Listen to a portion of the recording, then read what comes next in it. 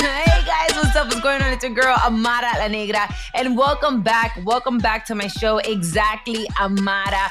I am so happy to be able to be connecting with you guys again. And if you didn't know, you're about to find out that this is a production of iHeart.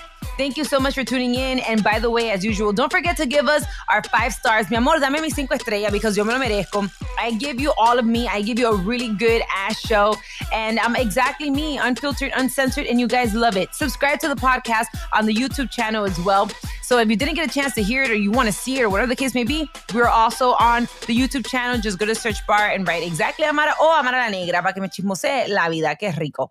Well, with that being said, I usually have a guest, whether it is Alex or Arlene, but today I'm even more excited because Alex is in the house. Alex, how you doing? I'm so ready to hear you ladies talk about this topic. Who do we have today? We have a special guest.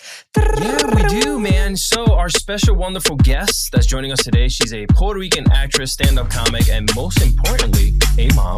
That's the reason she's here today. She has a special called Easily Offended, which was one of the top shows on HBO Latino. Get 'em. She has also been published on the New York Post and Daily News for her pieces as a writer and a poet. Ladies and gentlemen, today we have Gina Brillon. Did I say that last name correct? You said it perfect. Brillon. Brillon. I'm sure that in the English they'd be like Bréon or whatever. They be messing it up, don't they? When I see the panic in their face, I always tell them, just say Bréon. It's fine. Just say Bréon. It's fine. But you know what I love? Before I really get into it, one, I love to empower women on my show. I love to know that you're doing big and great things. I love the fact that you're an empowered woman. You are a beautiful mother. And on top of that, ella es boricua. Pa que tú lo sepa. Hey, repping Puerto Rico and living in New York. Yeah? Yeah. I was telling you the Dominicans, I'm sure you've already linked up with a couple of Dominicans because, we're like a virus. We spread everywhere. The Dominicans in my life are the funniest people. I'm not even gonna lie. Y'all be having the best jokes. I can't confront. Bueno, Gina, mira, I want to talk to you as a mother. Between you and me and you, let's get right to it. When you gave birth, did you push your baby out through your todo or you got a C-section? No, I pushed it out through the totin. I did it. I said, and my epidural had fallen out. So I was raw dogging that birth. Like no drugs, Dios mío. no nothing, like a gangster. And my doctor was terrible and should be fired. Well, how many kids you have? 1 or 2, 3, 4, 5? I have one. One and done. I'm going to tap out of the baby game right now. One and done. Really? You don't want to do it again? Here's the thing. I loved being pregnant. I thought it was amazing. The changes to my body amazed me. Everything that was happening amazed me. I was so in awe of what happens to a woman's body when she's pregnant that I didn't mind all of the other stuff, and I didn't have a lot of complications. So my pregnancy was beautiful. Would I like to be pregnant again? Sure, if it was going to be the same. But the fact is, no pregnancies are the same. It's never the same. And it's also the fact that I had such a traumatic delivery. Like I needed trauma counseling after my delivery. It was so bad. The doctor should be fired. Y milagro, because I don't know, that's, you know why? Lo que pasa es que you didn't have a friend like me in that moment, because me, I would be like, Mommy, we got to sue. We're suing the hospital. We're suing the doctor. We're suing everybody. Yeah. And I'm traumatized with you as a friend. Me tiene que pasar mi chelito. I'm traumatized with you as well because what you went through. I'm telling you too, the people, he was reported by 2 different nurses. I reported him and the hospital. What do you think was so bad as far as a doctor per se? One, he wasn't the doctor I had been seeing for my whole pregnancy because that doctor did not bother to tell me that he was not delivering babies anymore. So the doctor I'd seen throughout my whole pregnancy was not there. They gave me another guy that works with the same company that I was working with. He had been on call for 48 hours. He let me know that. He let me know that he was tired. He let me know that he was frustrated. He stood in the room and talked smack about the doctor that I had seen throughout my whole pregnancy. He was like, that guy just does it for the money, blah, blah, blah. I told him I had a birth plan. He said, we'll give you a birth plan. He didn't listen to me at all. He wanted to give me something to speed up my contractions when my contractions were fine and they were coming along pretty rapidly. When we were in the room and I was screaming in pain because I had no epidural, he kept yelling at me to stop screaming. There was no bedside manner. There was no comfort. I was scared out of my mind. I didn't want to give birth on my back. He made me give birth on my back. The thing is that ever since I became a mother, I'll have a lot of motherly conversations and topics and things like that. But something that people really need to know, I know that it's traditional for you to see on TV and everywhere else that women give birth on their back. That's not realistically how nature really works. For the most part, we work with gravity. Gravity means you squat. You squat. It's like when you go to the bathroom. You don't go to the bathroom laying down. It would be hard. So It makes nature it harder naturally on your body. Exactly. Nature naturally tells you how to position yourself. That's why water births are even more popular these days, or home births are even more popular these days, because it allows you, if I want to be on fours, if I want to squat down, if I want to have one leg up, your body tells you how your baby wants to come. It's not something like everybody is the same. Just lay there, spread it, and push it out. It's not like that. But the truth of the matter is that I don't think that people give enough credit to women for giving birth. The fact that your body is creating not 1, 2, 3, 4, your body is creating another human being. And in many occasions, like mine's more than one, your body goes through a transformation. And by the way, my biggest thing is also, if you really pay attention, we have more male doctors attending these childbirths than we have women. So there's men telling you how you feel. When the hell have you given birth? How do you know how a vagina feels? How do you know? Stop screaming. It doesn't hurt that much.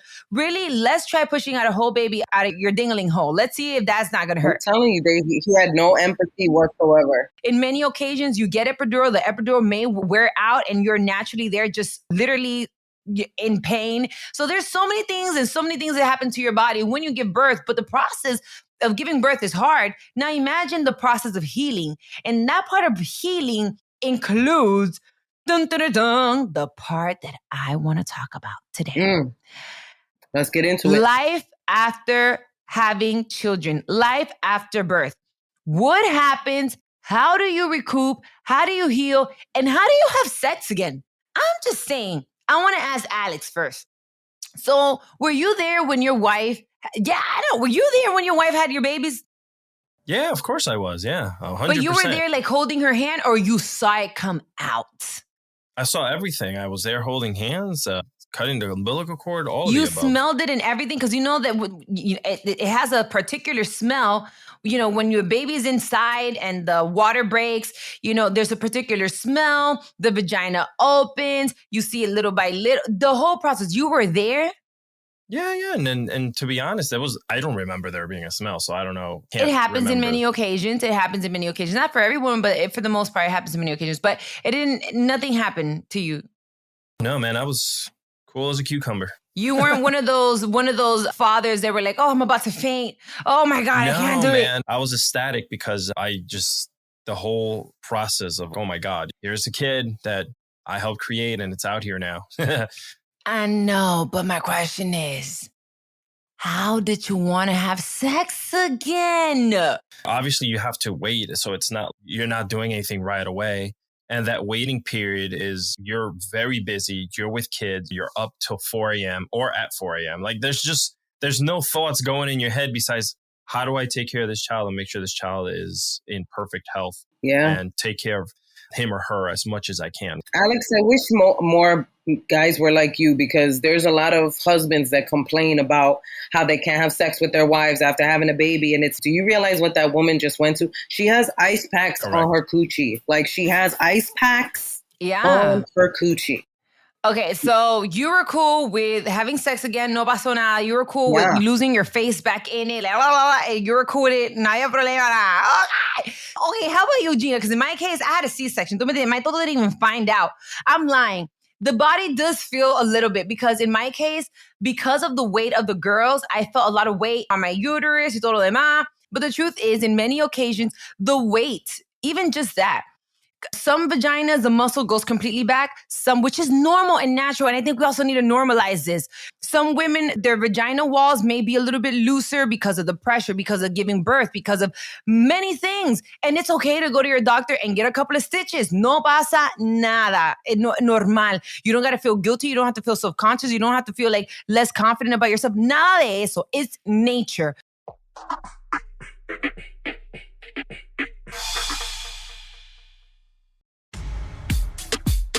The truth of the matter is, in many occasions, because of those situations, it's nature. A lot of men want to make these women feel insecure. They make you want to feel like your body is not good enough, your vagina is not good enough. And that really does affect with your self-esteem and everything. Gina, how did you feel comfortable to have sex again? Did you feel insecure? Did you feel comfortable having sex again? As much as I loved being pregnant, I hated my body after pregnancy. I was incredibly self-conscious. I didn't want to be touched for a while. It wasn't anything that my husband was doing wrong. It was literally just a self-esteem issue. My body was not the same.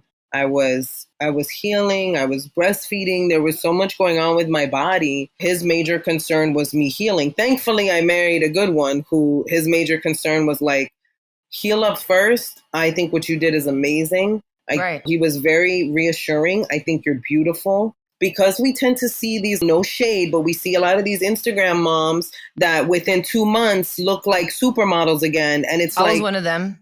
Yeah, but Don't come for me, bitch. Don't come for me. If you put in the work, God bless you. But the fact is that messes with a woman's psyche, because then we see that and we go, how come I can't do that? It's not even about you. It's like, how come my body won't do what her body is doing? And you see that and you go, I wish it would just snap like that. Like you feel like you're blessed by the gods if that happened to you, because it legit takes a lot of women so much work because you're tired. Your body is sore. If you're breastfeeding like me, then people tell you the bullshit of, oh, that'll help you lose weight. Except if you're breastfeeding, you need to eat more calories. And I wasn't producing enough breast milk, which added to the stress, which didn't make anything easier. So I think there was a lot going on at that time with my body where I was like, because I had friends too that it seemed like their recovery was like this. Yes, my recovery, 3 weeks after having my twins, my body snapped back. Now, personally, I would love to be pregnant again. I said I want to have my kids back to back, get it out the way. Yeah, I don't want to deal with it. I'm going to deal with all of y'all chiquito, y'all grow up together. I don't want to be thinking, you're 10 years old and I want to start with diapers again. I'm not doing all of that. God blesses me with the right man. Papa Dios, please. Then let's do this back to back. It's like, hey, how you doing? Do you want to date me? Yes. You want to have babies? Let's go. Get to it. Vamos. Let's go. I want the babies. Let's get the babies in. We figure out if we like each other later. But, I would definitely love that. If I could have a pregnancy like I did last, like the pregnancy with my son was literally the most amazing, angelic pregnancy. I had no morning sickness. I had no complications. I had nothing. Yeah. He was the most chill baby ever. The only time he ever caused a ruckus was when I laid down. Then he would start kicking and moving. No, eso es normal. I remember the first time I had sex, which was the only time I had sex after having my daughters, because save that for another episode. But I had sex and I felt very uncomfortable. I felt like my body is still, my stomach was very dark. You know, when you have a baby that your stomach is still changing the pigmentation. So my stomach was dark and I was like, oh, don't look at me. Turn off the lights. For the both of you guys, there's that mental state and emotional state, right? We'll start with Gina. What was yours? Was it a mix of both, or did you start with one or the other, the mental state and the emotional? It was a mix of both, honestly. I was so ecstatic to be a mom, and I was so excited because I had this new tiny human, but I was also terrified because I had been through such a traumatic birth, and you have your doubts as a mother. I was feeling self-conscious in my body, but I knew I had this person that was more important than me. Like my son was just getting to the world.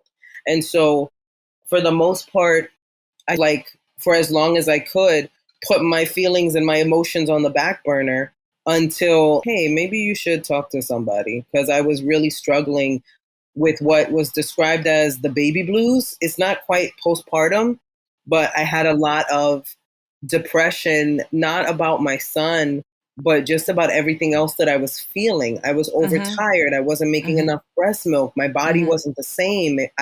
Every time I moved, something hurt.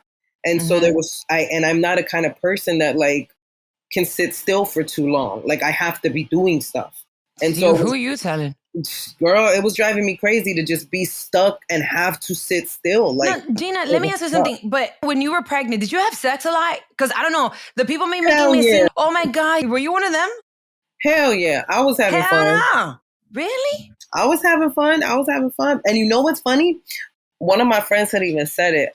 Because I was talking to my girlfriend, I was getting a lot of DMs when I was pregnant of guys hitting on me. Yes. And my girlfriend was like, yeah, that's a thing. Like men, there's a lot of men that are really just, I don't know if it's like an instinctual thing. No, mami, lo que pasa es que the men know que when you're pregnant, the toto's wet and the toto's tight. For the most part, the weight and everything is the truth. I felt I couldn't listen. I had sex maybe a couple of times. I can count with one hand how many times I had sex while I was pregnant, because I just felt like my stomach is heavy, is in the way. You can't have me cowboy too long because I'm already tired. I mentally was there, but physically, Estaba cansada y no podía y me pesaba. And I'm like, I want to do it, pero... And then here's something else that's really important. And that's why I have Alex in here, because we always need the male perspective. But give advice to these men out there that when they have their girls pregnant, they're just ready to smash. If your girl is not, they're in the mood, doesn't feel comfortable, she's insecure at this moment, what are a couple of tips? What are a couple of things that you can tell these men out there? I'd say I on my part, just respect the person in front of you. Just adhere to what their needs are and what their wants are. Is it okay if you're pregnant or you just had a baby, whatever, and your man has sexual needs? If you can't be there for them at this moment. So I've heard some women be like, look, I know that I can't be there for you right now physically. I'm not going to be mad if you just go handle it. Hey, I've heard it. I've seen it. How do you guys feel about that?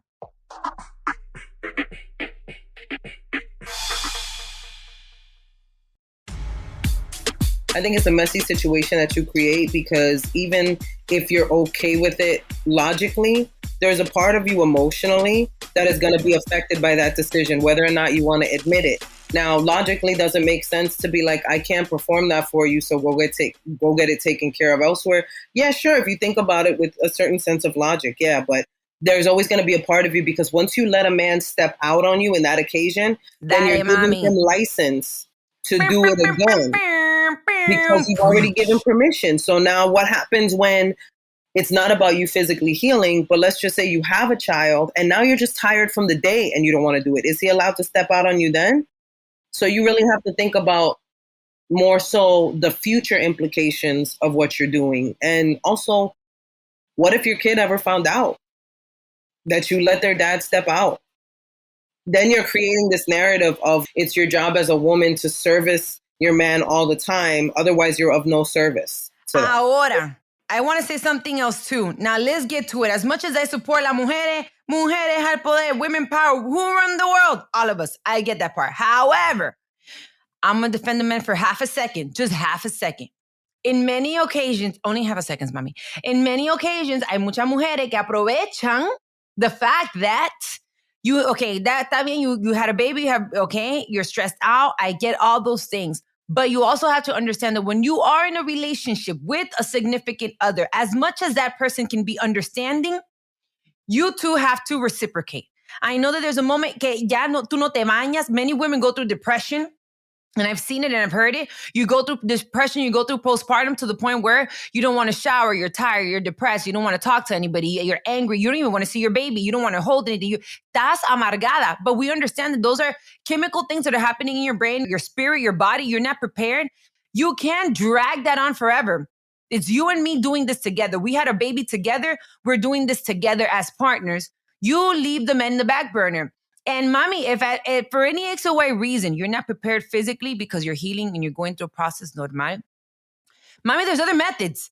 Usa la manito, ding-a-ling-a-ling-a-ling, make it happen. And leave your husband, your significant other, your man, happy. Mira, baby, ahora mismo estoy estresada, no puedo, lo otro. Tampoco just be laying there como que you're here, tiene la otra a una hora ahí metiendo mano and nothing is happening. Papi, concentrate. I'm trying to be the best woman I can be for you. Concentrate and let's get it done. Ding-a-ling-a-ling. Yeah. At least you did it. But if you're just not going to do anything, because you know that men are very sexual. Women are as well. But we have to find the balance. As women, we have to find the balance. As men, you got to be a little bit less of an ass and find the balance as well. I think it's very important because I've seen it happen where I've heard men say, damn, after we had kids, like she completely changed. And I know how you can change because you're focused on your baby and your baby's your priority. Tell me about it. My priority are my girls. I don't care about nothing. But if I do finally get out there to date and I find someone, I have to understand that this person, or if I have another child, which I plan on, Papa Dios, please.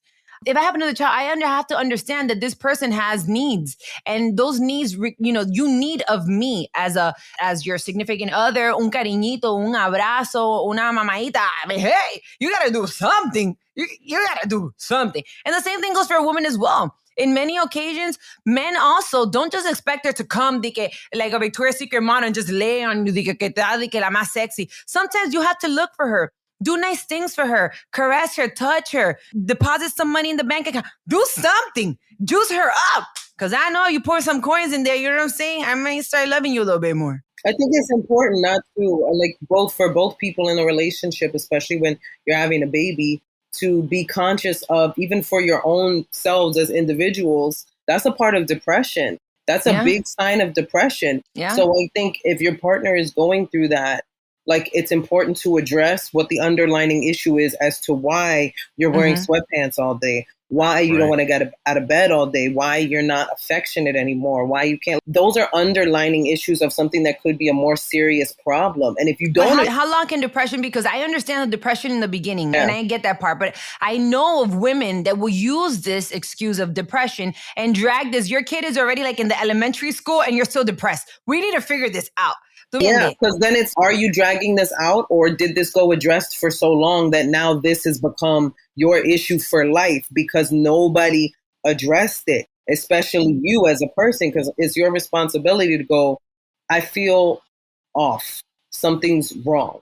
And you have to be wanting to seek that help, because a lot of people, the reason they stay there is because they don't want to call themselves out, and they don't want to be like, I'm not the same. They don't want to admit that they have changed. They want to blame everything else outside of it, except looking inside and going, damn, I don't feel good about myself. Do men also go through depression when women give birth? I don't know. I'm just asking. Is there such a thing that, that men also may go through some type of depression? I don't know. I'm just asking. Does that exist? I have heard about it. Yeah. But I think it's a lot of that has to do with just the pressures of parenting. It's not so much the idea or like the whole birth thing. It's the pressure of, I have this kid I have to pay for. I think fathers tend to think so far in the future. They're like, how are we going to afford school? How are we going to afford college? How are we going to do this? Where mothers are still caught up in the chaos of just creating this life and pushing it out of their body. And nurturing. That's their thing. Yeah. So now the father is like, how do I provide? Yeah. And that 100% affects the psyche. Yes. For both partners when it comes to sexual intimacy. My husband went through it. He went through a serious depression for a stretch because I had my baby during the pandemic. I was also the only one still able to work because my husband was a musician and there were no bars open for a time. There were nowhere for him to do dueling pianos and work and play whatever. So I was the one working after just giving birth, doing Zoom shows and doing whatever I could to bring in income during probably one of the hardest times for everybody, financially and emotionally. And yeah, it hit him really hard at one point. And we had a long discussion about his depression.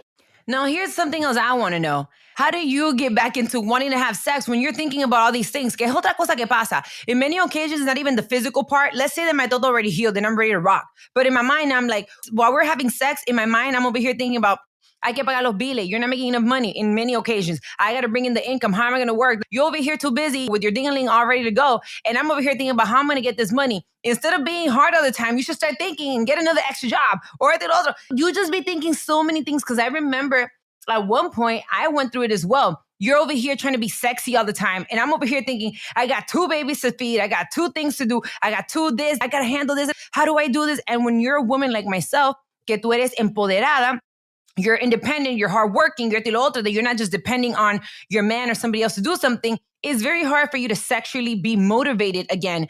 I've heard of some women say that foreplay is really important. How important was foreplay for you after having kids or in general? Is it? Foreplay to me is hella important because foreplay is more about intimacy than sex itself. Foreplay is about being concerned with your partner's pleasure. But when you have foreplay, it creates an intimacy between 2 people that makes it more exciting, will make your partner harder and will make you wetter because you're like, oh, I'm getting what I want. I'm getting attention to my body, especially after going through something like giving birth. Like it felt like my body was on fire. Like I was ready to go because once it had healed, there was also something about, to me, there's nothing sexier than being with a man that you're like, I want to have your fucking babies. There's something sexy about feeling that way about a man where you're like, I trust you and love you so much. I'm so attracted to you in so many ways. Bueno, mi amor, but you were with, you love your man. Girl, you love you some. I love the fact that you are so open and so honest and so vulnerable when it comes to your body, to your story, to what you went through, because a lot of women feel insecure to share these things. And one thing about me, I'm real transparent. I'm like, oh yeah, man, this is my life. This is who I am. I'm an open book. If tomorrow I died, I never lied. This is what it was. Yeah. And I think that the best thing is being honest and being real, because you never know how your story may connect with somebody else and may inspire them or motivate them to feel confident about themselves. And I think it's so important that you're doing it. And I love the fact that you're also a Latina. There's no guidebook. I always say that. There's no guidebook on how to live your life. Yes. There's no guidebook on how to recoup. There's no guidebook. Everybody lives their own experience.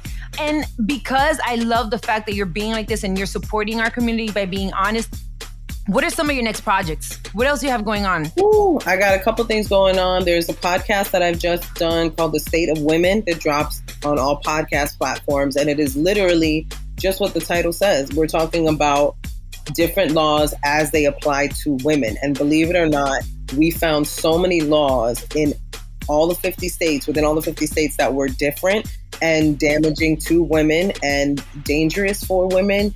We found so many stories that were like both heroic and heartbreaking, and I had an amazing time doing it. I also have a movie coming out that I just did. I'm so excited about this movie. It's a Disney Plus movie. It'll be coming out next Christmas, December 2023, as far as I know. As soon as I have more information, I'll let everybody know. Currently, the project is called Holly, but that may change. I think they were considering some other name options, but it was fun to film. I filmed it in Atlanta, and it's a Will Packer project, and it was an amazing experience. So I really just want to shout out everybody that I was lucky enough to work with. We worked with Ludacris was in the film, and so was Lil Rel, two amazing human beings. And all the kids we worked with were phenomenal. Like, they were absolutely amazing. If you guys want to go support and follow Gina with all her new projects and everything else that she's doing, Mommy, can you give me your Instagram or social media platforms? Sure, absolutely. It's G Brillon on Instagram, Gina Brillon on TikTok, and Gina Brillon pretty much across the board. The only thing that's really different is Instagram is G Brillon, but you'll be able to find me on Facebook, and my website is ginabrillon.com. Period. Ya tú sabes. Or Brillon if you can do the double L's. Guys, you have to go watch, support, ya tú sabes. Like I said, I'm so glad to have you. If you guys want to see more information, you want to follow her on her Instagram, I'm also going to be tagging and posting it on my page so you guys can go support her. And I love what you're doing, de verdad que sí. Muchísimas gracias. Thank you so much for joining. As usual, Alex, mi amor, no te puedo dejar afuera. Thank you for always bringing in the male perspective, you know, exactly telling us how you feel, repping for the men that listen to Exactly Amara, the podcast. Follow, subscribe, give us those 5 stars. Go check us out at Exactly Amara on Instagram, Twitter, YouTube, and all that good stuff. This has been a production of iHeart's My Cultura Podcast Network. And for more podcasts from iHeart, visit the iHeartRadio app, Apple Podcasts, or wherever you listen to your favorite show.